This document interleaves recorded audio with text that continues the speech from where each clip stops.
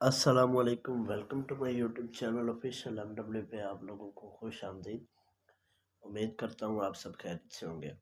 आज हम आपकी खिदमत में लाए हैं कॉर्नर उस्मान सीज़न 6 एपिसोड 2। जैसा कि हमने पिछले एपिसोड में देखा, उरहान साहब जो है बेगम खातून और बायहान बे की लड़ाई को रोक देते हैं। नेक्स्ट आने वाली एपिसोड में हमें देखने को मिलेगा उस्मान साहब एक बहुत बड़ी जंग का इशारा देंगे और अलाउद्दीन साहब जो हैं वो किले में जाएंगे एलची बन के कला हमारे हवाले कर दें।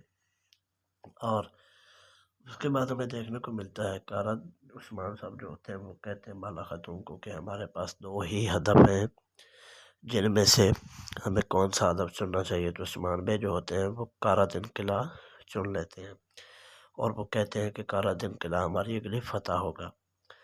इसके अलावा करासी बे पे हमला होता है, उमर साहब के वज़ीर पर हमला होता है। ये था हमारा आज का छोटा सा प्रोमो। उम्मीद करता हूँ आपको पसंद आएगा। मिलते हैं नेक्स्ट वीडियो में। अगर हमारी वीडियो अच्छी लगी हो तो चैनल को सब्सक्राइब, लाइक, शेयर कर दीजिए। ओके, अल्लाह हाफिज़। मिलते हैं नेक्स्ट वीडियो में।